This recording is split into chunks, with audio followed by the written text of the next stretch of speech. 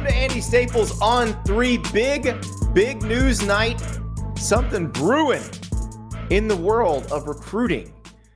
And I know what you're thinking. Is it this big? To lead the whole show? Recruiting news? Yes, it is this big. The number one quarterback recruit in the class of 2024, Dylan Raiola, committed to Georgia. Legacy at Nebraska. Remember, Dad Dominic was an all-time great offensive lineman at Nebraska. Committed to Georgia, moved from Arizona to Buford, Georgia, to get ready to go play at Georgia. Our Chad Simmons at On 3 is reporting that Dylan Raiola is seriously considering a flip to Nebraska. Now, remember, National Signing Day is a week from Wednesday. A flip now means that's probably where you're going. So does Georgia hold on? Does he flip to Nebraska? We're going to talk to Sean Callahan of Husker Online about that. And oh, by the way, Kyle McCord, former Ohio State quarterback, visiting Nebraska on Monday, thinking about potentially transferring. Are those two things related? Does it matter? Can they get them both? It's entirely possible. We'll talk about that with Sean in a minute. First, a little bit of news, quarterback news. It seems to be the theme. Drake Maye, North Carolina quarterback, has opted out of the Tar Heels bowl game. He will not be playing another down of college football. Doesn't feel that surprising. This is one of those where he is potentially the number one or number two pick in the NFL draft. Feels like it's him or Caleb Williams. So don't know if that's worth playing in a bowl game against West Virginia. That's one of those things where you probably figure that level of player is not going to play in that level of bowl game. So congratulations to Drake Maye, I guess, on the future NFL career and a good career in college football.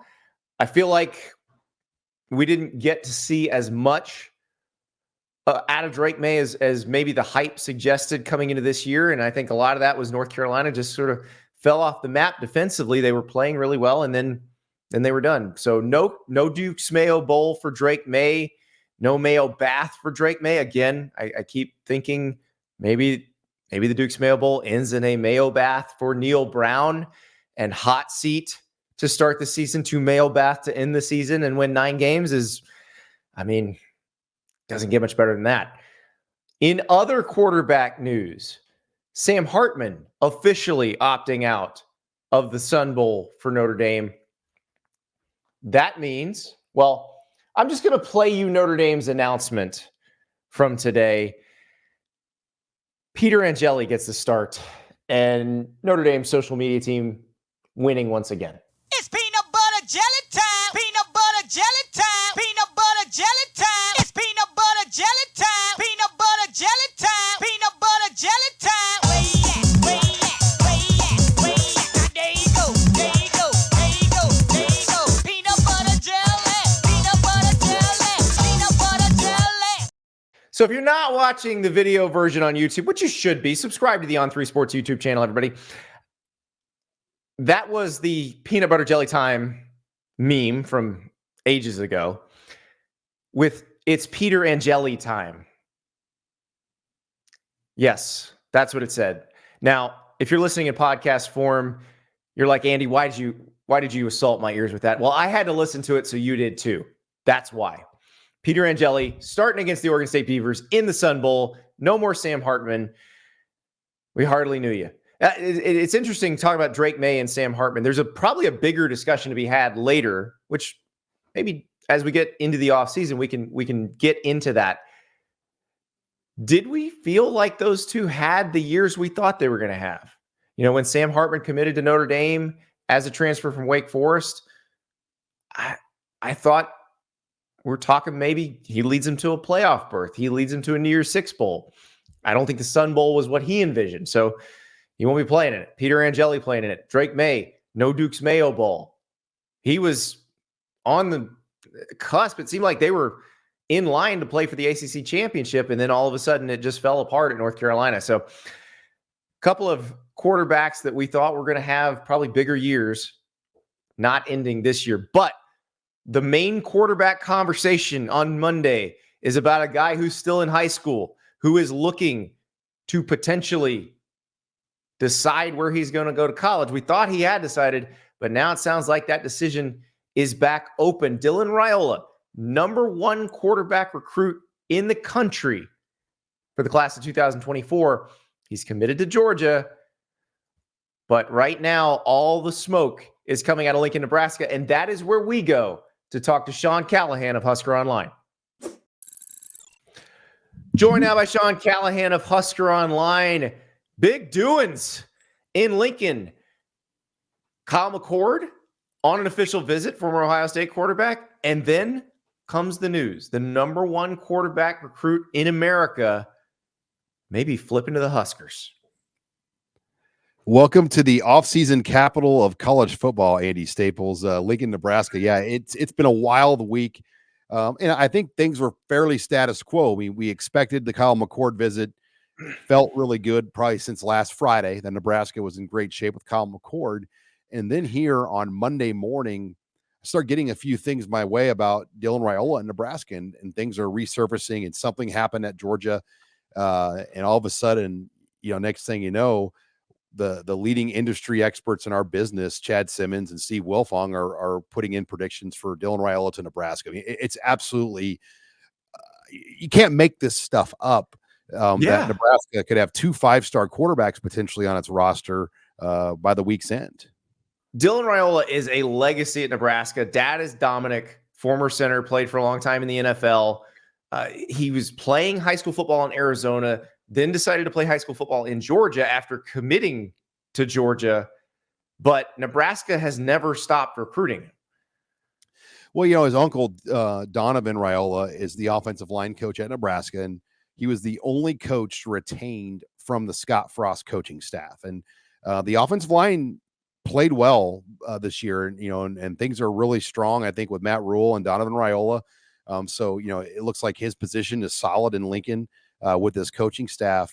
But the Raiola family came to a game again this year in Lincoln. They were on the sidelines for a home game, and they did that last year as well. But you just didn't think much of it. That he's committed to Georgia. He moved to Beaufort, Georgia, to be closer, to his new school.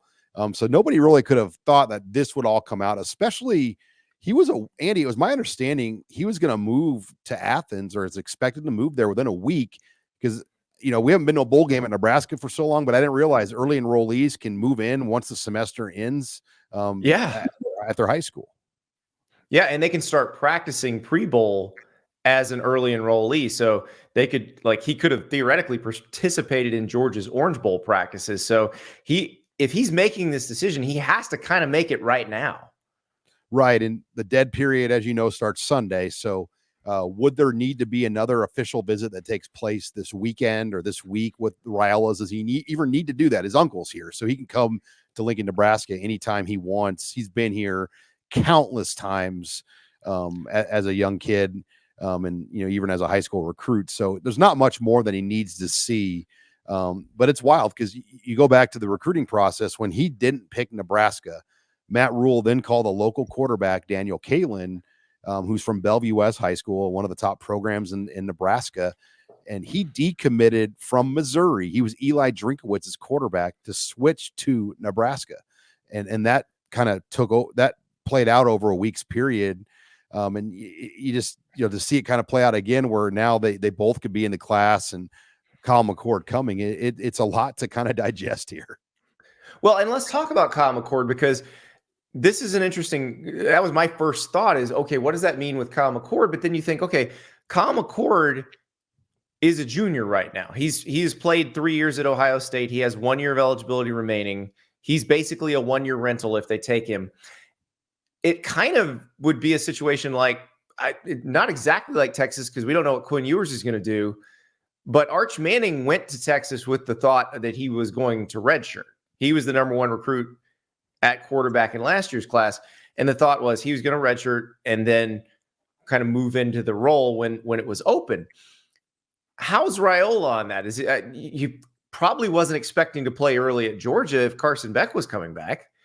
Right. Yeah. I mean, I think that scenario makes a lot of sense. I mean, if Kyle McCord comes to Nebraska, you can still play Raiola on up to 4 games if he came to Nebraska, just like what Texas did with Arch Manning this year. So there's a lot that makes sense, and it would allow Matt Rule to continue to kind of build this team and this roster where by 2025, when Raiola would have theoretically his opportunity, it would be a more stocked Big Ten team. And I'm sure more recruits would look that way when you have a guy like Raiola waiting in the wings and McCord there right now, if that plays out that way. So yeah, there's a lot to this, a lot of moving parts. And I've been around a lot of recruiting in my career, Andy. I don't recall one quite like this in Nebraska. Well, a lot of times when these flips happen, it's a case where a staff hasn't quit, but the player's been sending kind of little smoke signals along the way every few weeks, every few days as the process has gone along. This didn't work out like that. It was all of a sudden Monday, it started bubbling. Yeah, I don't know what happened at Georgia this past week, but did something happen when the Raiolas were on campus and hanging out last weekend? I don't know. What would have played out to kind of get to this point, because they moved to Georgia to be closer to Georgia. Yeah. So there's just so many layers to this thing that Buford's in Gwinnett County. It's like, it is basically less than an hour drive to Athens from where they are. So it is pretty amazing how that all worked out. But yeah, it's sure going to make for a fun week here to kind of see how this thing plays out and where it all goes with Dylan Raiola. Like, will he announce his decommit? How will this all go down now in the coming hours, days, now that the cat's out of the bag and, everybody is kind of projecting what's going to happen next? Sean, it is going to be quite a sprint toward National Signing Day next Wednesday. But and you're right, the off-season capital of news in college football is Lincoln, Nebraska. So I expect to be talking to you quite a bit. All right. Hey, thank you, Andy. I appreciate it. That's Sean Callahan. Big news if Dylan Raiola flips. That is a huge deal for Nebraska, for Matt Rule, and we'll see what it means with Kyle McCord. I don't think it precludes Nebraska from getting Kyle McCord for this year, because Dylan Raiola will be a true freshman. I don't think you want to put that on a true freshman anyway, especially one where at Nebraska, they don't have exactly the supporting cast that you would have at, say, Georgia. And if he was going to Georgia, if Carson Beck decides to come back, you're behind him. They've also got Gunnar Stockton. Brock Vandegrift is now gone to Kentucky, but the chances were that you're playing behind an older guy anyway. So this might be the situation that they come into with an understanding that he's not necessarily going to play as a true freshman. And Kyle McCord could come to Nebraska, help him out, help teach Dylan Raiola how things go, or Carson Beck, if Dylan Raiola sticks with Georgia, could do the same thing. But a lot of drama, and I guess we'll find out what happens on National Signing Day. Next up, we're going to have a little fun. I've had a lot of questions about the money in the transfer market. What are certain players worth? What are certain positions worth? What is this position worth at this level, say Power 5 or Group of 5? So we're going to give you that information, but we're bringing in our special financial correspondent. His name's Tim Shamer. He sounds a little bit like some other guy who's on one of the financial networks, but he's got a lot more hair. Let's put it that way. But before that, I want to tell you about Game Time, the easiest, fastest, most stress-free way to buy last-minute tickets. Let's say you're all pumped up about that Rose Bowl matchup, Michigan, Alabama. Well, guess what? You go to Game Time right now. You can buy tickets to the Rose Bowl, multiple points of view. You look at exactly where you'll sit. You see a photo of the stadium, and you're saying, okay, pretty picture of the stadium. Well, no, that is a picture from the seat you would be buying. A couple more clicks, and it's yours. You want to go to the Sugar Bowl, want to see Washington play Texas? Yeah, Game Time has tickets. Now, if you want to see a great game, but maybe you're not in the market for tickets that are as rich as the Rose Bowl or the Sugar Bowl, you can go see Purdue and Arizona play basketball on Saturday in Indianapolis. less than $100 for a ticket right now to get in on Game Time. It's a big game. That's potentially the two best teams in America right now playing one another. Could be a lot of fun. So if you happen to be in Indy over the weekend, maybe you get a little St. Elmo shrimp cocktail, walk on over to the arena, take in some Purdue, Arizona. Download the Game Time app. Use the code Staples for $20 off your first purchase. It is so easy, and you can find sports, concerts, theater, comedy, you name it. If they got tickets to it, Game Time probably has it. And they got tickets to all the best sporting events. So you want to see the best basketball game in the country so far this year? It's on Saturday. It's in Indy. Get them at Game Time. You want to see a college football playoff game? Get them at Game Time. Use the code Staples, $20 off your first purchase. All right, let us talk transfer portal market. We talked about Kyle McCord earlier as it relates to what is going on with Dylan Raiola and Nebraska. But again, even if Nebraska flips Dylan Raiola, it does not necessarily preclude the Cornhuskers from getting Kyle McCord. In fact, it might be a better situation for everybody if they do get a Kyle McCord to play next year as a veteran of the Big Ten and then help Dylan Raiola along if that's how it works out, if Dylan Raiola doesn't end up going to Georgia. But what about the market for Kyle McCord, for running backs in the portal, for receivers in the portal, for offensive linemen in the portal, for defensive linemen? How does that work? What dollar amounts are we talking? Well, we brought in our special financial correspondent, Tim Shamer, to let you know how all of this works and tell you where in the market you should be shopping if you are a big-time college football team. My mission is simple: to help you use your collective's money wisely. There's always a bull of an offensive lineman or defensive lineman out there that you can get at the right price to help your team win. I'm here to make sure that you use your collective's money the right way, that you distribute it properly so you don't get caught overpaying for somebody who won't help and you let somebody who would help go out the door. Here's how this works. The transfer portal market is two pieces: the guys that are in the portal and the guys that you're trying to keep out of the portal. Those are your own guys. You got to figure out, what are they worth and are they worth keeping? You also have to figure out, who can I bring in? How can I afford them? How should I allocate my money? This is very important. All of this matters. You do not want to waste this money because you are begging donors for it. You don't want to waste it. So what do? What happens? Let's say you've got a starting running back and he comes to you and he says, I'm going to need $500,000 to come back and play for you next year.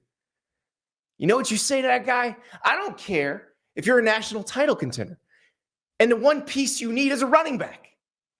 You tell that guy to hit the bricks. Sell, sell, sell. You do not want that running back. The key to remember in the transfer portal is you are essentially an NFL general manager. Just because it's college football and not the NFL does not mean that the principles that hold true in the NFL draft and in the NFL free agency market, they're the same. It's the same sport. So who do they pay the most for? Quarterbacks, offensive tackles, edge rushers, defensive tackles, cornerbacks. That's where you put your money. If a running back comes to you with an outrageous number, you tell him to walk. Here's why. Especially in college, even more so than in the NFL. If you have a good offensive line, I can gain 4.5 yards of carry behind it. You don't need anything else. You can find a running back. You probably already have that guy on your roster. So if you had a guy who gained 1,000 yards last year or 1,500 yards last year, and he says, I want $350,000, $400,000, and you're not awash in cash, you don't want that guy. Let him go. And when he goes to other schools and says, I want X number of dollars, I want $350,000, $400,000, $500,000, they're going to say no because they're not stupid either. Somebody's going to take him, But you can laugh and think they paid the money, but they probably at that point will have said, here's what we can give you. And at that point, he's been told no enough that that's where it is. But that said, there are other places where you should spend your money. How about quarterback? Take it away, Matt Rule. Do you feel like you have to address the quarterback situation in the portal by you going into the portal? I think that the portal for me is I either want to, if we go into the portal, I either want to get someone with at any position, someone with multiple years, I think is on caliber with the guys that we have, or someone who's instant impact upgrade, like someone who can make a difference. Make no mistake that a good quarterback in the portal costs, $1 million to $1.5 million to $2 million right now. So just on the same page, right? So let's make sure we all understand what's happening. Oh, we understand what's happening, Matt. We know you've been doing your research because you are in the market for a portal quarterback. You took Jeff Sims out of it last year. It didn't work out. You're back in the market. We know that Kyle McCord, late of Ohio State, is visiting you. We know Julian Fleming is receivers with him. And so that's the question. What are you willing to pay? You just said the market is low seven figures. You said it's $1 million, $1.5 million, $2 million. The question is, who's $1 million? Who's $1.5 million? Who's $2 million? Is Dylan Gabriel going from Oklahoma to Oregon? Is he $1.5 million? Probably, because he's a proven just accumulator of yards on the ground, through the air, you name it. What about Kyle McCord? Where does he fit? What about Cam Ward? Cam Ward, he's the high end of this. There's a lot of schools that want Cam Ward. And the more bidders in the market, the price goes up. Kyle McCord, though, he's got some action. What are you willing to do, Matt Rule? Is this an instant upgrade? Are you willing to go seven figures? Are we going to go to $1 million? If that's the case, buy. Because you need a quarterback. We saw what happened. Nebraska hasn't been to a bowl game since 2016. You were so close. You were right there on the cusp of bowl eligibility, but you couldn't get there. You needed a quarterback. And now you're going in the market to get one. And it's not easy because there's a lot of buyers out there. There's a good number of sellers too. It's not like you're looking for a game-changing defensive tackle. I'm sure you'd like one of those too.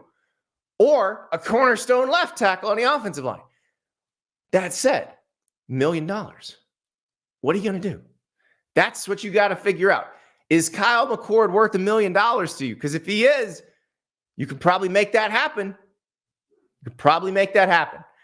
But that's how these coaches, that's how you got to operate. That's how these collectives, you got to operate. Unless you just have donors willing to give your collective a fortune and you can go out and get Dylan Gabriel, your Oregon, your Division Street, the collective. Maybe you can go out and get Walter Nolan. Let's talk Walter Nolan. Walter Nolan, defensive tackle, #1 player in the transfer portal, according to the folks at On3. I love On3. We should watch that Andy Staples guy. He's great. Walter Nolan is the rarest of rare in this marketplace. The rarest. Quarterbacks command the most. We just said that. But we also said defensive tackles are a prime position. They are a position of need. They are a position of rarity. Are you going to have to go above $500,000 to get Walter Nolan? You probably are. Are you going to have to go to $1 million to get Walter Nolan? I don't know if you have to quite get there. He's not a quarterback. But you are going to have to pay out because there's one of him. One of him. You want a quarterback, if you're Matt Rule and you can't get Kyle McCord, there's still guys out there. Cam Ward's still out there. DJ Uiagalelei is still out there. Tyler Van Dyke's still out there. Curtis Rourke, the Canadian cannon from Ohio U, still out there. Now, you're going to have to pay as much for Curtis Rourke as you are for Kyle McCord? No. But that's where you also want to do your homework. You want to make sure, is this guy this worth it? Is he that much better than everybody else that he's worth blowing a lot of my budget on, because there's value in some guys that may not be as expensive that are coming from the group of five. Now, let's talk about the group of five a little bit, because I think teams have gotten smart about this, collectives have gotten smart, but so have some of the players.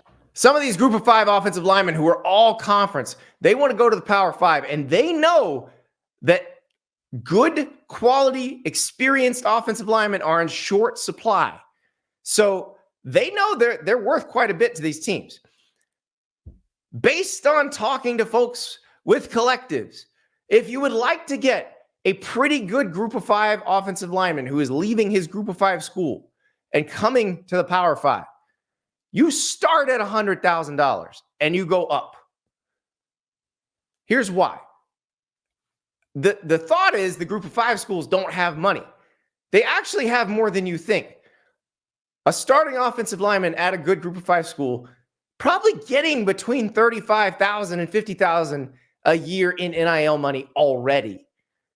They know it's a valuable position. They understand. They are using what they have to make sure those guys are happy and stay.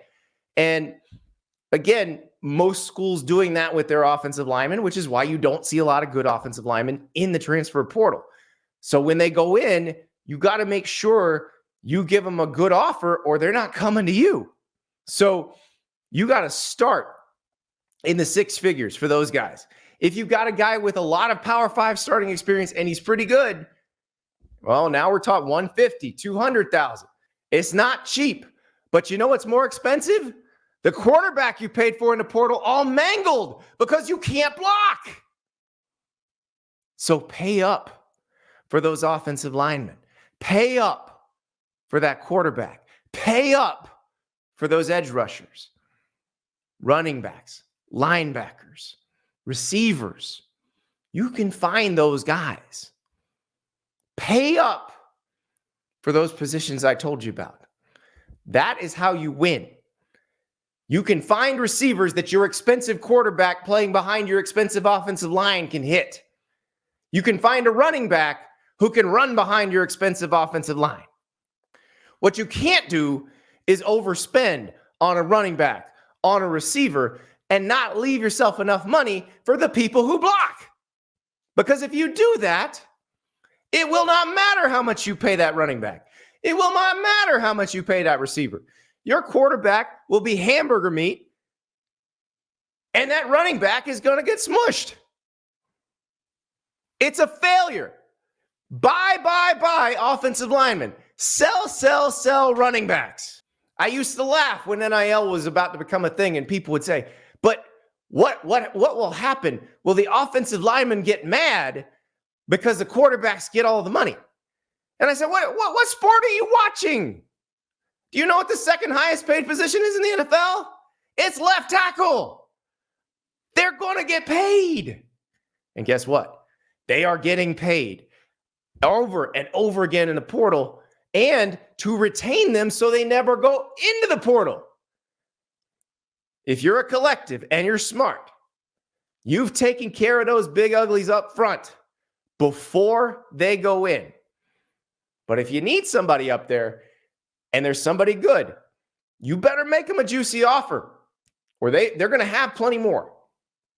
So that is your lesson for today on how to find what you need in the portal and what you got to do. Because if you're not willing to pay for the positions that are rare and of need, then you will not get what you want. You will be disappointed and your coach will get fired. But if you use your money wisely, hopefully your coach has recruited some good players out of high school, because if he hasn't done that, you're going to lose anyway. But if you use your money wisely and your coach has recruited some good players out of high school and you just fill in the needs, and the needs are always up front, just fill those in. Your quarterback stays upright. Your running back has holes to run through. Your receivers can catch balls from your upright quarterback. That's where the money goes. So offensive linemen, buy. That is Tim Shamer. And I don't know if that is the worst Jim Cramer impression on the internet or the saddest Jim Cramer impression on the internet, but I do know that trying to do that guy's voice will blow out your throat. I don't know how he does as much television as he does. Also, he doesn't have a Brooklyn accent. I don't know why I was veering into, the cast of Boiler Room, but that's where it wanted to take me. So we'll work on that. We'll work on Tim Shamer because I have a feeling he's going to make some more appearances as we go through, because the market is ever evolving with NIL.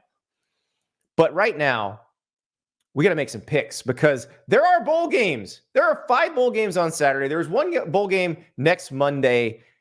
We need to pick these games. Now, these are very difficult games to pick because there's a lot going on, a lot changing, a lot in flux in the world of college football, especially with these teams. So brought in Chris Vanini from The Athletic, one of my favorite people, to help us break it all down. But first, let me tell you about FanDuel. All these lines come courtesy of FanDuel, the best sports book in America. You can bet on these games. You can get totals on these games. You can do first half, first quarter. FanDuel's got it all. College football, NBA, NFL, you name it. Go to FanDuel.com/staples. And if you make a $5 winning money line bet, so you say, I think this team will win, and you win, you get $150 in guaranteed bonus bets. It's a great deal. It's a great way to have a little bit of extra fun. Just throw a little taste onto some of these bowl games as you're watching. Because look, we're all going to be watching. We love football. Throw a little taste on there.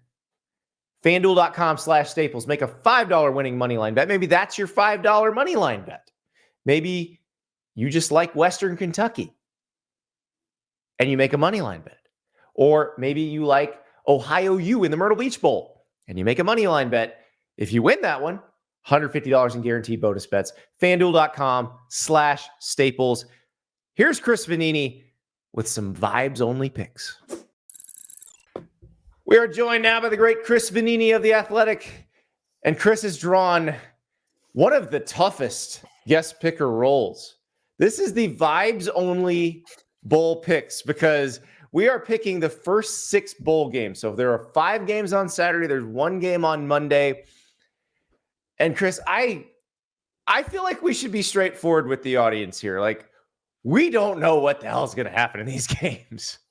No, it has never been this difficult to think about bowl games. I mean, for the last couple of years, it was, hey, you might have some guys going pro, you might have some guys sitting out, but now you've got like starters galore in the portal, and every single bowl game that we're going to talk about, we had to do some research into who's actually playing on this team. Yeah, who's in the portal? Who's going to the? Well, we're not a lot of going to the NFLs in these, so we'll get to the going, like the next week and the next week are the going to the NFLs. But this is portal watch. Let's get started. So again, vibes only because we don't know how the team's going to feel about being in this game. We don't know what sort of shrimp they're going to eat before the game. Like this is all very up in the air. So we will start with Clay Helton leading Georgia Southern against the Ohio Bobcats in the Myrtle Beach Bowl, which is the game that I think ultimately one of our podcasts will sponsor. Either mine or yours is going to sponsor this game. Back when I was at The Athletic, we would talk about, sponsoring a bowl game. The Bahamas Bowl is in Charlotte now. That doesn't even count. Yeah. I think the Myrtle Beach Bowl is the game. Yeah, is Myrtle Beach the sponsor, or is there anyone with it? I don't even know. It is. This is the game that they play at Coastal Carolina, right? Yes. So it's actually in Conway. It's not even in Myrtle Beach, but it is on the teal. Yeah. So Georgia Southern knows this stadium, I guess. And this is the first game that you sent me to talk about. And it was the very first one. I was like, oh, this game is very different in reality than it was maybe in your head. Yeah. Because Curtis Rourke. This would have been easy if Curtis Rourke was playing. Yeah. Curtis Rourke is not playing. He is in the transfer portal. He was the MAC Player of the Year last year. He is not playing. CJ Harris, their backup, was out for the year with an injury earlier in the season. So they're going to be down to their third string quarterback. Parker Navarro, I believe, will get the start, formerly of UCF. Ohio's top 2 running backs are also in the portal. So is a wide receiver. So you can kind of get a vibe here on where things are at for Ohio. And that is why Ohio is a 3.5-point underdog in this game, because Clay Helton's Eagles, who like to chuck it around. So if you're used to watching Georgia Southern play in past years, this will look nothing like what you've seen before. They are fairly full strength as it will be. Caleb Hood is their volume receiver. He's got 94 catches for 917 yards this year. That's not a great average, but it is a lot of catches, and they throw a lot. So this could be a shootout, and not in the way that that most people would like to see a shootout played. But I love it. We got to go with a lot of vibes on these. I am going to take Georgia Southern to cover because they will not be blinded by the teal. Yeah, I mean, you mentioned it. I don't think people realized, if you didn't pay attention to the Sun Belt or Georgia Southern, they were the triple option team forever, as a lot of people remember. Yeah. Clay Helton comes in, and they start chucking the ball like as much as anybody in the country. They went from like bottom of the country in passes to top of the country in passes, and because they had some pretty good receivers when they got there, it turns out, and Hood is one of them. And so last 2 years they've been chucking it around a lot. Last year, Kyle Van Trees from Buffalo was their quarterback. This year it's Davis Brin, formerly of Tulsa, and so he's like top 15 nationally in passing yards per game. The one thing I'll say though about Ohio, they are missing a lot of those offensive weapons. They have a very good defense, like a very good defense, especially pass defense against a team that's going to throw the ball a lot. Remember, they shut down Iowa State in Athens early in 10-7 that game. Yeah. In a pretty ugly game, but they got it done. You said you're taking Georgia Southern? I am taking Georgia. By the way, you mentioned they like to chuck around. 535 pass attempts for the Eagles this year. That would have been like 30 years worth of passing for Georgia Southern. Irk Russell turning over in his grave hearing about this. Yeah, I am taking Georgia Southern as well. Did you do an over-under of 48.5? We don't need to do the total. Iowa's not playing here, so we're good on this. We do the Iowa total. I'll full disclosure, none of these totals looked weird, so I didn't feel like we needed to go too crazy on the totals. But this total is a little bit lower than some of the others. We will go next to the New Orleans Bowl. Let us travel to New Orleans. This is, they got to get the dome warmed up for the Sugar Bowl. Jacksonville State versus Louisiana Lafayette. Jacksonville State, a 3.5-point favorite in the first bowl game in school history. Yeah, if you haven't watched them, Rich Rodriguez is their coach. Has had quite a run these last couple of years. He was at ULM a couple years ago. He was at Jacksonville State. And like everybody paid attention to James Madison going undefeated and whether or not they could get into a bowl game and threatening to sue and all that stuff. Jacksonville State was in the same boat. They were a second-year transitioning team up from FCS, and they had a pretty good season. I think they went 8-4, I think, in the regular season. Yeah. So, like, real solid year. Zion Webb is their starting quarterback. Kind of does everything for them.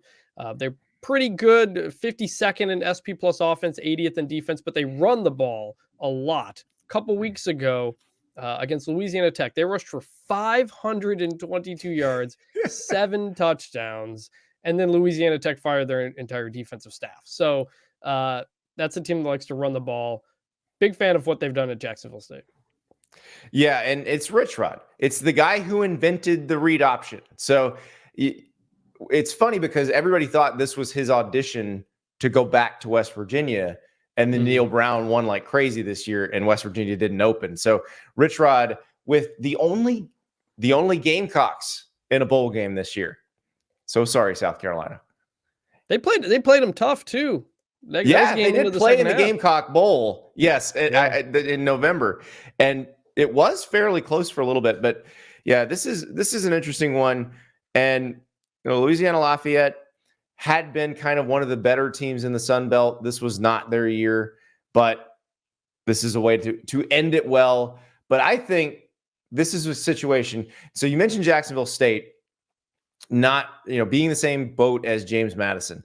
Why are James Madison and Jacksonville State in bowl games? Because there weren't enough eligible teams that weren't transitioning. So that's why Jacksonville State and James Madison are in bowl games. James Madison's playing the Armed Forces Bowl against Air Force. So this will be, I would imagine, a very big deal for everyone associated with the Gamecocks. Yeah, this might be a good little feisty crowd too, because these folks have never been to a bowl game before, and it's a pretty easy drive.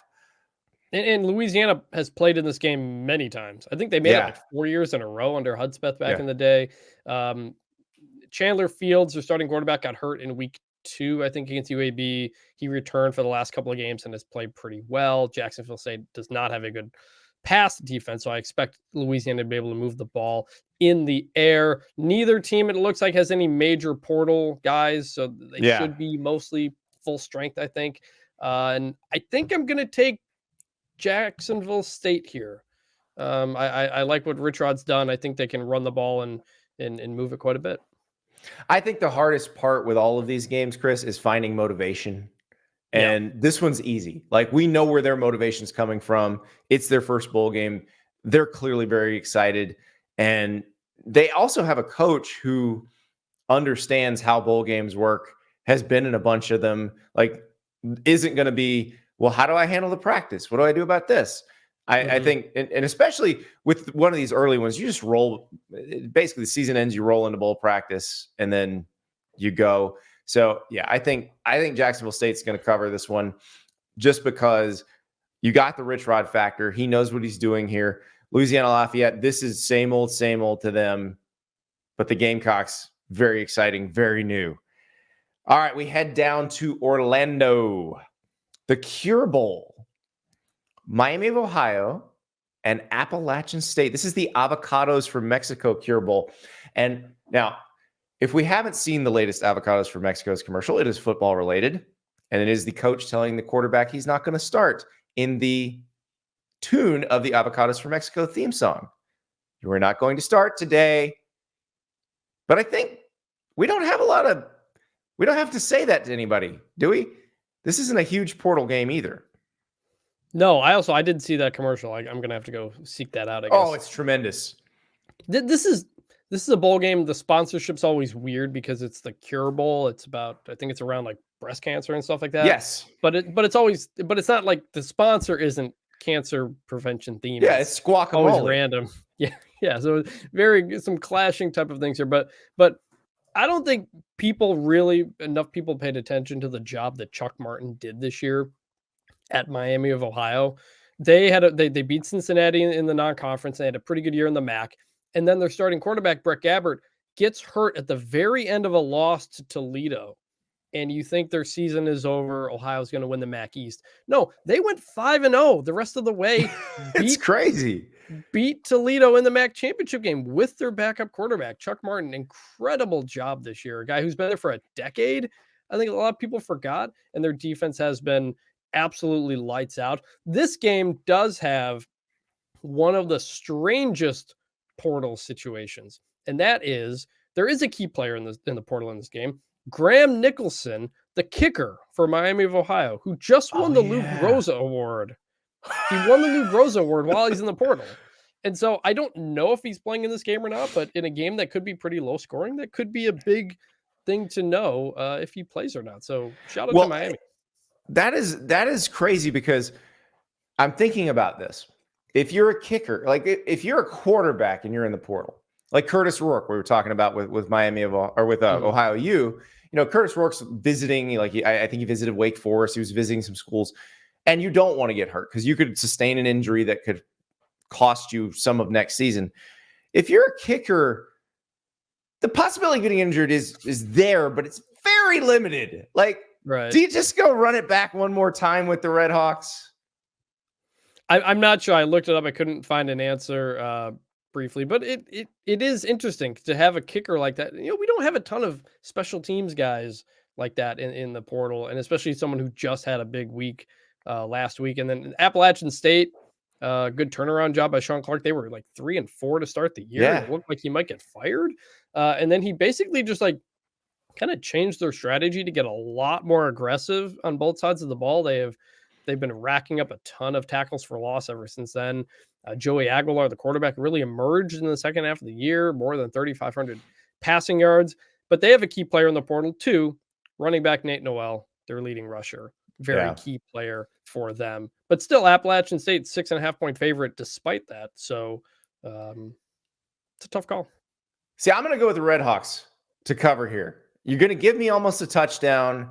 They did. You think about how they ended the season. Now, Appalachian State, as you mentioned, ended the season strong, but then the Sun Belt Championship game was not what they wanted. It was John Summerall's last game at Troy. Like, Troy took them to the woodshed. So I'm thinking that Miami of Ohio, they're coming in here. Maybe they eat some. Everybody's getting guacamole. We know this. Avocados are sponsoring the bowl game. So I think I'm going to go with the Red Hawks to cover with that touchdown. We'll see if Nicholson plays. That would be nice. But, if he doesn't, I think we'll be okay too. Yeah, I think I'm taking Miami to cover the 6.5 as well because Nate Noel is out, the running back at App State. I know App State always has a long list of really talented running backs. A couple of years ago, was it Cameron Peoples, I think, broke the record for rushing yards in a bowl game at like more than 300, I think, a couple of years ago. But I just really like Miami's defense. I think they keep this low scoring, and I'm going to have Miami cover as well. All right. We keep agreeing. I got a feeling we might agree on this next one too, just because I think we probably looked for the same piece of information about this game. And I was very happy when I found it. New Mexico State against Fresno State in the New Mexico Bowl. Is Diego Pavia going to play? Yes, Diego Pavia is going to play. That is New Mexico State's quarterback. That is the guy who was caught peeing on the New Mexico logo before that game.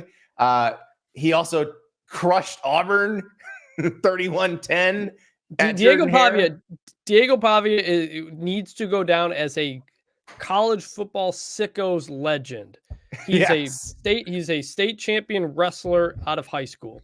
He goes to junior college. I think he won a junior college national championship in New Mexico military, maybe. And then he comes to New Mexico. They get to New Mexico State. They get to a bowl game last year. They do what you said, which was be caught peeing on the New Mexico practice field earlier this season, and they basically wouldn't make him available for the media after that. He beats Auburn the way he does. This dude leads the team in rushing, leads the team in passing, incredibly tough, looks like a wrestler when you see him and just everything. And he didn't play in the Conference USA title game because he was hurt, but all signs are he is going to play. Yes, and I'm very excited about that. If you remember him in the Quick Lane Bowl last year against Bowling Green, that's when a lot of people first saw him. This is the only time people will see New Mexico State for a lot of people. So watch Diego Pavia, extremely fun player. Oh, yeah. I'm just so excited that he's going to play. And he strikes me as one. It does not matter what the motivation of the rest of the team might be. It doesn't matter what the situation might be. If he is on the field, he is going flat out, balls out all the time. Yes. Yeah, one of those guys who's better throwing on the run than in the pocket. It's just he's better when things are kind of crumbling around him. So New Mexico State, you mentioned vibes. New Mexico State, incredible vibes coming into the season. This season they've won 10 games. Jerry Kills got them going to 2 bowl games for the first time since like the 60s. There was a video a couple of weeks ago of him smoking a cigar in the locker room while the players are chanting about buying a keg and stuff like that. It's just immaculate vibes coming out of New Mexico State. The opposite, really, at Fresno State, right? Which is Jeff Tedford, head coach, is out for a bit due to health issues. TBD on what his future is. They lost 3 straight games to close the season. The defense really struggled, but they do have Mikey Keene back at quarterback. So very, very big vibes difference in this game. Yeah. Now this was Fresno State started hot. Remember, they beat Purdue early and they started 5-0, and you were thinking, okay, this is a team that could win the Mountain West. This is a team that maybe could make a New Year's Six Bowl if they're the Mountain West champ. Then they lose to Wyoming, and then it starts to get a little shaky. But the end of the season was bad. The last 2 games, they lost to teams that fired their head coach. And that is a bad sign right there. So Yeah, I mean, I was going to pick New Mexico the second I heard Diego Pavia was starting. New Mexico State. New Mexico State. I'm sorry. They get mad. They get mad when you get it wrong. Well, no, we were talking about Bronco Mendenhall on the show last night. So that and that's why, and we were just talking about peeing on the Lobos logo. So I was getting New Mexico in my head, and this is the New Mexico Bowl, which is played at there's a Lobo logo involved here. Uh-oh. Yeah. It's at New Mexico Stadium. I guess I don't know what they put at midfield, but yeah, there will be a Lobo logo somewhere. The practice field will still be over there. Yeah. Oh my. Yeah. Oh, okay. New Mexico State by 1,000. Done. This is Yeah. I'm honestly surprised it's only 3.5 because of all that. Kind of makes me wonder, but no other notable portal losses between these two. Fresno State's backup quarterback is in there, but I'm going New Mexico State too. It kind of seems too obvious. So it does, and you kind of wonder who the dude is who's feeding Vegas this information. Is like New Mexico State might be a little off this week.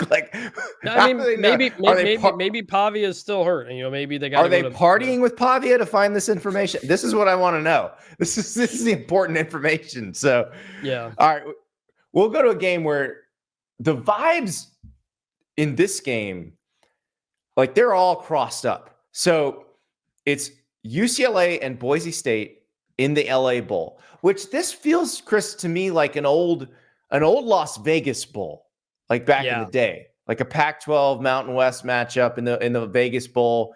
And these would always be fun when BYU is in the Mountain West, or it'd be Boise State or somebody like that playing against a brand name from the Pac-12. And I guess we don't get any more of that after this year because UCLA will be in the Big Ten. But UCLA, everybody thinks that Chip Kelly's going to get fired. They hammer USC. Chip Kelly's not going to get fired. They get destroyed by Cal. Dante Moore's in the portal. Meanwhile, Boise State, they do fire Andy Avalos. They then go on a winning streak. They win the Mountain West, but now Taylon Green's in the portal, their quarterback. Yeah. Spencer Danielson, becomes the head coach. Did a great job winning the Mountain West, but now you got to go into this game without, similar to Ohio, you don't have both your top quarterbacks because Maddox Madsen, the freshman, got hurt earlier in the season. And so they're down to a third string quarterback as well, because all indications are Taylon Green seems unlikely to play. But they do have running back Ashton Genty, who is a stud running back. Oh, he's awesome. Has already committed to coming back next year. This is a Boise State team that can run the ball very well. And it really is like Spencer Danielson got this job because he got Boise State back to looking like Boise State. You want to talk about bad vibes? I mean, the mood the last couple of weeks under Andy Avalos were very, very bad. That's part of the reason a coaching change was made.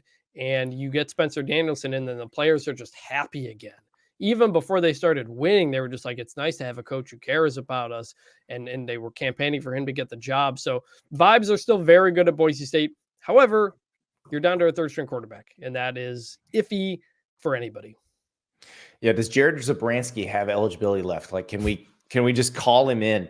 I feel like this could be one of those emergency situations where you should be allowed to just call in like a former great quarterback of yours who didn't really have an NFL career. Like, so it's not a super advantage. Like, you're not bringing in a Hall of, like, it's not like if Miami of Ohio were missing their quarterback, they couldn't bring in Ben Roethlisberger, but you could bring in Jared Zabransky to play one game.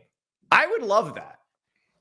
I think he's down in Texas now. I talked to him a couple of years ago about being on the cover of NCAA football. So, yeah, I mean, Kellen Moore, he might be an interim head coach in the NFL pretty soon, so he's probably not available.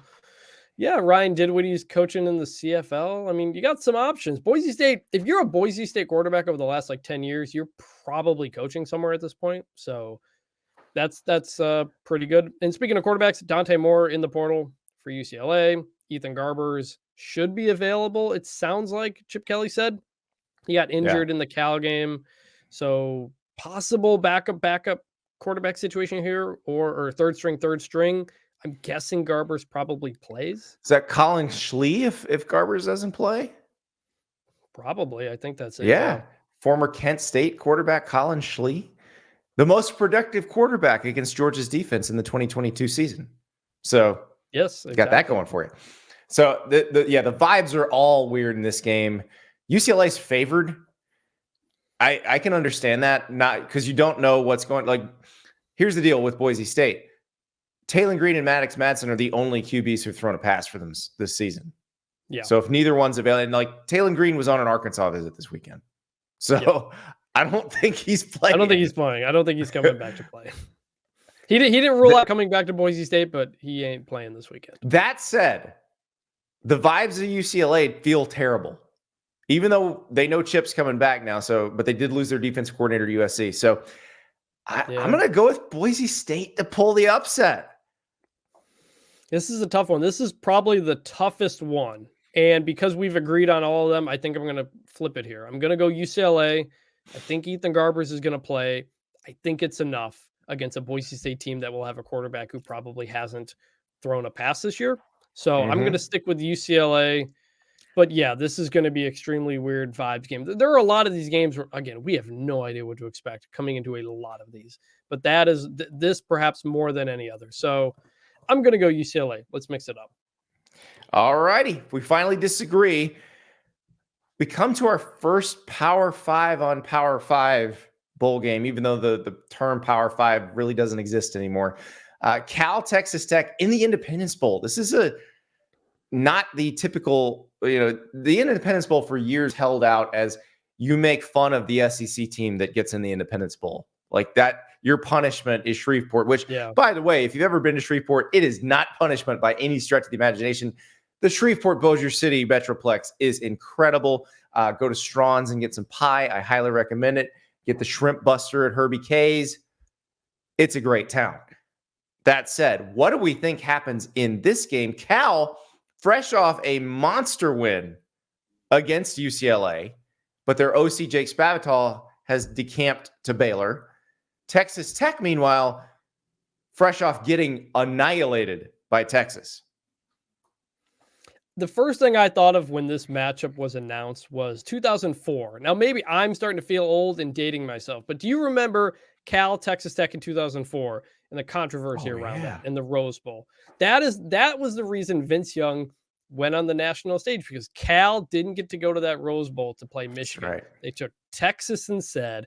Nobody on Michigan could tackle Vince Young. He had an amazing game the next year. Texas wins the national championship. So, and Texas Tech ended up beating Cal, I think, which was an Aaron Rodgers team. It was Aaron Rodgers' last game at Cal. Yeah, and I think it was Holiday Bowl, and they lost. So this is going to be revenge. If Cal wins this game, they are retroactively put in that 2004-2005 Rose Bowl, I think. So this Cal, they won their last 3 games to get to a bowl game, but they don't have Jake Spavital, like you said. Fernando Mendoza was playing well to close the season. They have 2 starting linebackers in the portal as well. So you've got some losses on offense and defense.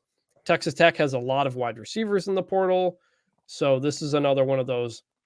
What's the motivation? What do you got? You got some young quarterbacks playing in this game, and who they're throwing to, maybe a bit TBD.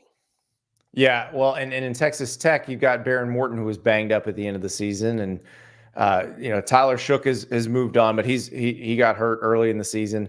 It's weird because they were expecting so much out of this year, and I think the Wyoming loss early just sort of deflated them. They played well against Oregon, but then lost, and then it never was what they wanted it to be. So we'll see if they can make this kind of a launch pad for next year, because they had a nice little streak going. But I think that loss to Texas just brought them crashing back down to earth. So Joey McGuire better get him fired up for this game.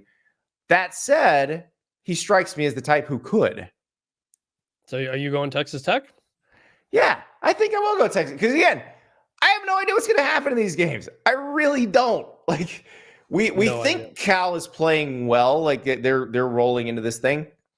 But how much of it was that Jake Spavital was calling plays really well, and Fernando Mendoza, and he had kind of the mind meld going on.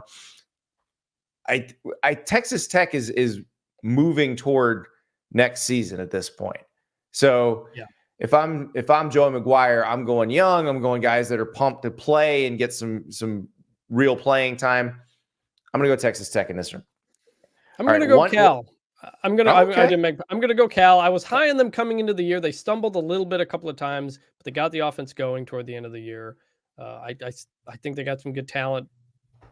Going with Cal. So I'll tell you why the Texas Tech thing. It's because a couple of years ago when Texas Tech played Mississippi State, I think it was the Liberty Bowl.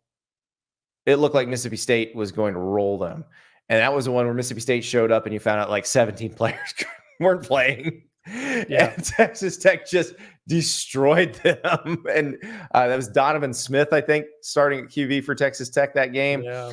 And it's like, there's always going to be a game like that where you just think, because vibes would tell me to go with Cal on this one. But Right. I mean, it's just always something. All right, one more. And this one's going to be a quick one because I don't think there's a lot of folks that, well, first, I'm going to give you a little quiz on this one. Western Kentucky versus Old Dominion in the famous Toastery Bowl. What is a famous Toastery? Literally, as you were saying that, I was typing it up. I don't know. It's just a picture of toast. Is it a brand of bread? I don't know. It's a brunch restaurant. Oh. It is a brunch restaurant in Charlotte. Okay. I like that. Looks pretty at least good, it's actually. local. At least that's better than when we had the Zaxby's Heart of Dallas Bowl and there isn't a Zaxby's in Dallas. So That is crazy. At least it's relevant to the location. It's not the Bahamas Bowl. I'm sure those teams are incredibly sad that they're not going to the Bahamas, but get some brunch out of it. This is such a letdown. You're supposed to be going to the Bahamas. Yeah. I mean, speaking of letdowns, Western Kentucky did not have the season I think a lot of us thought they would. We thought it'd be Western Kentucky Liberty playing for Conference USA. Western Kentucky lost a couple of games we didn't expect. They had the nation's leading passer last year. Austin Reed came back with a lot of his weapons, but they took a step back in the passing offense. They're still really good. He threw for 3,300 yards. Malachi Corley, really good wide receiver. They just weren't as explosive as they were a year ago. They have a couple of guys in the portal, but they may or may not be playing. Western Kentucky has last year had a number of guys in the portal who played, and then some of them came back. So they should still be able to throw the ball around a lot. Old Dominion, not great on offense, weak, decent defense. Did you see how they made a bowl game, by the way? Did you see the end of that Georgia State game? I did not see the end of the Georgia State game. They were down 24-14 with less than 2 minutes left. They kick a field goal, and then they get a safety because of a bad snap from Georgia State. Old Dominion gets the ball back, scores on the final play of the game to win and get to a bowl game. Ridiculous. So and they're like, we're going to the Bahamas. No, you're not. You're going to Charlotte. Yes. Player to watch in this game, I think he's playing. Jason Henderson, linebacker, tackling machine. He had 170 tackles this year, 186 last year. However, there is an asterisk on this a bit. 246 of his 356 tackles over the last 2 years are assisted. So I don't know what the old. I don't know. So he's like a tackle vulture, is what you're saying. Like he sees somebody getting tackled, and he's like, I'm jumping in on this. Yeah, I don't know if the scorekeeper at Old Dominion just really likes him or something, but it stands out when you look at his solo tackles compared to everybody else. Well, I remember in the early 2000s, like the SIDs at Arkansas and Ole Miss felt like they were having a competition to see who could credit their middle linebacker with the most tackles. And you'd see these guys with like 157 tackles in a season. And it's like, no. And when they play on the road, they wouldn't get credited with as many tackles because somebody else is doing the official scoring. Yeah. So it was very interesting. So that one we'll have to watch. We'll have to watch and see if he's just hopping on, or he just may have a nose for the ball. He just may be always around the ball. And if that's the case, then God bless him. Yeah. All right, so where am I going with? I'm going to go Western Kentucky in this game. They won their bowl game last year in a blowout. I think Old Dominion doesn't have enough firepower. I think Western Kentucky is going to be able to score a lot. Austin Reed's going to put up a lot of passing yards, and Western Kentucky Yeah, covering 2.5. Or no, wait, they're the underdog in this game. They are the underdog. Very surprising. Again, who are these people feeding Vegas this information? I would not recommend betting on bowl games here until you know stuff at the last minute. It's going to be very, very difficult. Listen, if you want to just have a little taste of something just to enjoy make the game a little more interesting, I can't fault you there. But yeah, please be responsible with these games because nobody knows anything. Old Dominion, they did, they're a miracle that they're here, but they're not in the Bahamas. So I don't know how excited they're going to be. It's basically you drive down to Charlotte. I don't know about that. By the way, both of these teams have played in a Bahamas Bowl in the past. They have. Western Bobby Kentucky Wilder played did. in a classic Bahamas Bowl, the first Bahamas Bowl. So I don't know if it's the first, the one where Central Michigan lateraled it around a million times and scored on the last play, went for two and lost, and Western Kentucky goes home the winner. They were down like 35 points in the second half of the fourth quarter of that game. Yeah. Jeff Brom was the coach. Dan Enos was the Central Michigan coach. That was one of the craziest finishes that didn't end up counting or didn't end up being deciding because they went for two. If they get that 2-point conversion, we're talking about that play like with Cal Stanford. It was insane. Go look it up on YouTube sometime. It was unbelievable. It was the first Bahamas Bowl ever. And we're like, this is going to be the greatest postseason event of all time. Like every year is going to be like this. I think they went for two because they had a plane to catch. I think that was the reason. So,